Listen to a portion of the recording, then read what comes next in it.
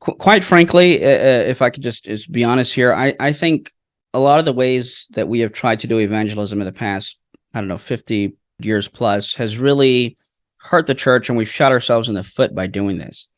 For example, sometimes the way we pitch our gospel presentations seem to make the person the center of the focus and center of attention as opposed to God.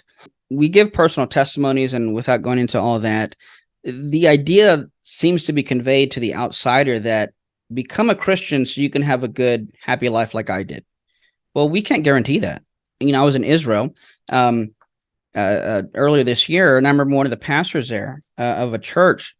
I won't mention his name, but one of the first things he told us, he said, I appreciate you guys for coming, but one thing I just want to kind of get off my chest and say here is that your fast food gospel presentations don't work here.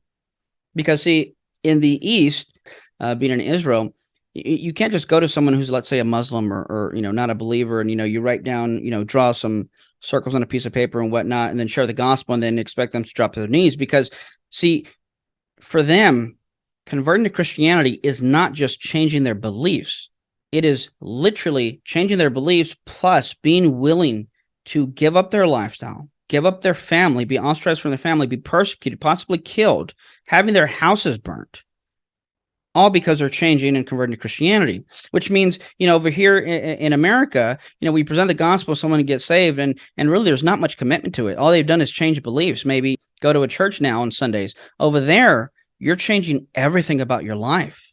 So I say that for a few reasons. One, we need to pray for our brothers and sisters over there, in Israel, who are being persecuted, and who are not just, it's not just, oh, I'm a Christian now and everything's happy-go-lucky. It's now they're a Christian. Now they're going to be facing persecution. Now they're going to be facing so much that we don't face here. So we need to be praying for them. And second, because we need to be bold in how we present, but we need to know how to defend it. The pastor I was mentioning, I asked him, I said, so how do you reach the Muslims? How do you reach the Jews in this area?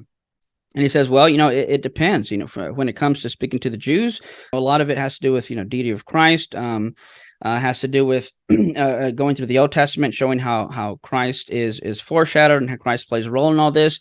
And the problem of evil is also dealing with the Holocaust, because the Jews there say, well, where was the church when we were being persecuted? Where was the church at? Why were they silent? So the problem of evil in that aspect is a big problem for them.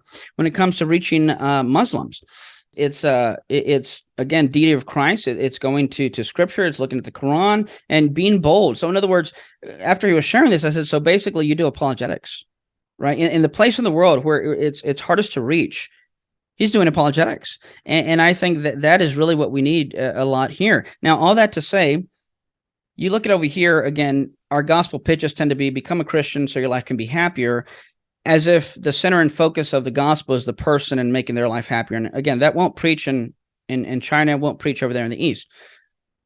But note what happens too.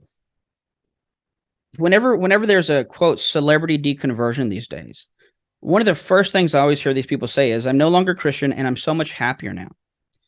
What does that matter? Why do I care how happy you are? Because my question is always, I want to know if it's true or false. And I know I'm saying it a little bluntly, so forgive me for being cold-hearted, but you being happy is not relevant to whether or not what you believe or don't believe is true. But why do they say this? Why do they talk this way? Well, because quite frankly, that's how we've presented the gospel to them. Because see, if I present the gospel to someone as become a Christian so your life could be happier, well, then the moment you start learning Christian doctrine and you see that these doctrines impede on your happiness, well, then why do I need to stay a Christian if I can find another religion that makes me happier? It only makes sense to find a different religion. But why do they think that? Because that's how we presented it to them.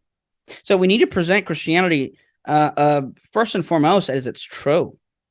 This is true. God exists and rose Jesus from the dead, and there are implications and consequences to this if it's true. On top of that, I think a lot of, especially in America, a lot of people have heard the gospel. So it's not just a matter of sharing the gospel. And don't hear me saying something I'm not. We need to share the gospel. But again, not just presenting, but defending the gospel. Why is this true? How do I know this is true?